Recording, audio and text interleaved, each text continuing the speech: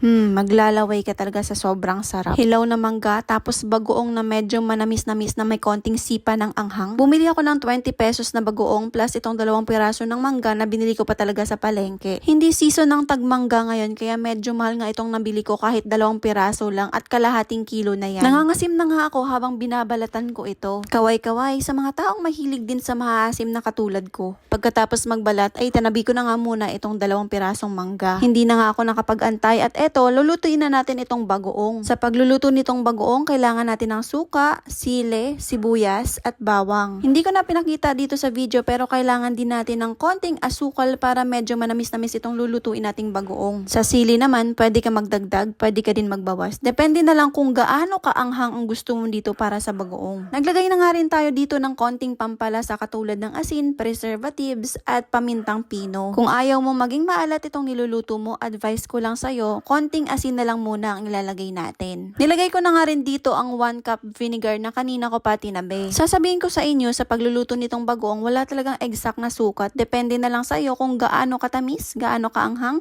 or gaano kaasim ang gusto mo dito. Pero dito sa niluluto ko ay 4 tablespoon ang ginamit kong sugar. Di din kasi ako mahilig sa maanghang at puro matamis lang, kaya gusto ko yung nag-aagaw yung tamis anghang. Nati ko na nga ito sa 2 piraso para matanggal na din yung buto. Yung style na gusto ko kasing gawin dito, yung katulad nung nabibili lang sa tabi-tabi or yung mga nilalako. Ay, hayan, meron nag-flashback sa inyong memory nung college life ka, lagi mo tong ginagawa, no? Fresh na fresh pa kasi sa utak ko nung mga college kami, kasama ko yung mga kabarkada ko. After namin mag-lunch, talagang lumalabas kami ng gate ng aming campus para lang makabili at makakain nito. Nung mga panahong yun, medyo mura-mura pa yung mangga. Yung isang kalahati niyan ay 10 pesos lang at may libre ng bagoong. Hindi lang yun libre ha, unlimited pa. Ngayon naman, yung kalahati niyan 20, tapos kakarampot na bagoong ang ilalagay. Kaya kung gusto mong makamura, magluto ka na lang din sa bahay, madami pa ang makakakain. At ang pinakamaganda dun ay alam mo na ikaw ang gumawa at malinis talaga ang pagkakagawa mo. Tatapos ko na nga ituhog itong mangga ko sa barbecue stick at ready na nga itong kainin. Alam mo yun, habang niluluto mo ito, yung amoy ng bagoong hanggang kabilang kanto. Pasintabi na lang ho sa mga hindi mahihilig sa kahit anong lahi ng hipon, lalong-lalo na dito sa niluluto kong bagoong.